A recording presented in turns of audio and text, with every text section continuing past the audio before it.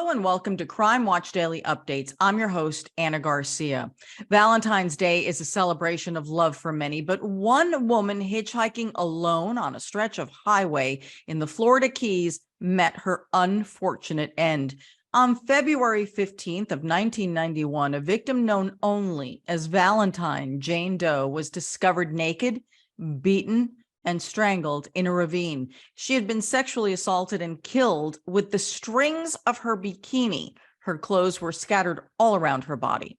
She remained Valentine Jane Doe until a major break in the case in June of 2020. Thanks to advances in DNA technology, investigators identified her as 18-year-old Wanda Deann Kirkum of Hornell, New York.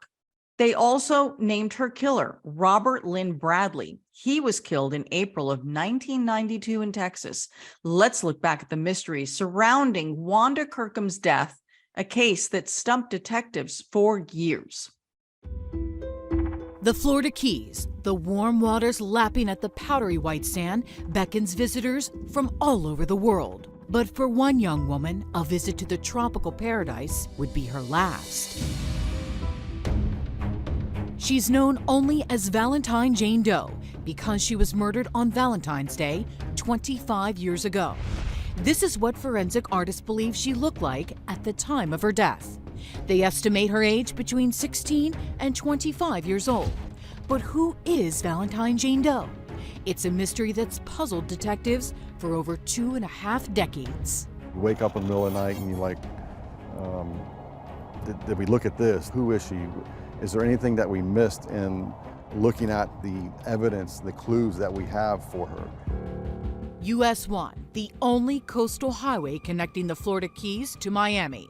Investigators say Valentine Jane Doe was headed north and had hitchhiked about 31 miles before she met a brutally violent end. Was Valentine Jane Doe sexually assaulted? Yes, she was sexually assaulted, yes. She was stripped, she was completely nude when she was found, bludgeoned and strangled. February 14th, 1991, Jane Doe's nude body was there off the highway in an overgrown ravine. There were windsurfers back here and they discovered her body? Yes, they came down the road from where they were. They were pretty shocked at what they had, couldn't believe what they were observing, what they saw.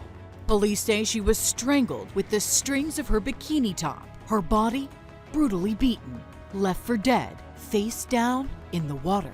There was evidence that she did fight. When cops arrived on the scene, the first thing they saw, drag marks in the dirt. The path led investigators straight to the young woman's body. The evidence is clear that she was most likely forced here, obviously. After finding Valentine Jane Doe's body in this area, investigators say over the years, they've received nearly 600 leads. Why was Jane Doe hitchhiking along that lonely highway? Did anyone see her walking? So this is mile marker 10, the area in which a witness said they saw her walking northbound towards the Honda area.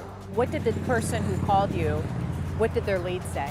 Basically that they had observed a woman or a girl matching the description that we put out. They actually saw her walking north. Scattered near the body, more clues. Clothes she wore when she was attacked. A red and blue striped sweater with a label that read Forenza. Cut-off jean shorts, black moccasin booties. Her skin was fair, and most interesting to detectives, she didn't have any tan lines. You believe she's not from Key West? Right, we believe that she is from a northern territory due to the fact that she did not have any tan lines. Usually you come to the Florida Keys, you're going to have a tan line if you're here for any amount of time. And there's more. On her body, a heart-shaped tattoo with the word love. She was found on Valentine's Day. Strangely enough, she has a tattoo on her shoulder that says love in the inside of a heart. Investigators say she had multiple piercings in one of her ears, and oddly, her teeth were perfect. Her teeth were pristine. Her teeth were very good. They're very straight, like she was well cared for. And what could have been the most important clue, Valentine Jane Doe may have been a mother. She carried a child full term. Carried a child full term is what the medical examiner is indicating, yes. So there has to be someone out there that perhaps has her DNA that could help us identify her. If she was a mother, what happened to Valentine Jane Doe's baby? That child would now be at least 25 years old. Could that person be watching Crime Watch Daily and help solve the mystery that to this day remains unsolved? Someone deserves a name. Somebody deserves justice. We all do, and we have an opportunity to make that happen. Mike Murphy oversees the long-term missing unidentified unit in Alexandria, Virginia, and with relentless determination, he and his team say they won't stop looking until this case is solved. At the moment that you identify that person, one's enough. And then you realize there's more to do. And so, as you can tell, my emotion is close to the surface. And it used to be I'd apologize for that. That's why you do what you do. That's why all of us do what we do. That's why the people are here. That's why I'm here. For now, Valentine Jane Doe is in the county social services vault, her body marked unidentified. Isn't that just heartbreaking? We want to bring her remains home to someone who really cares and loves her.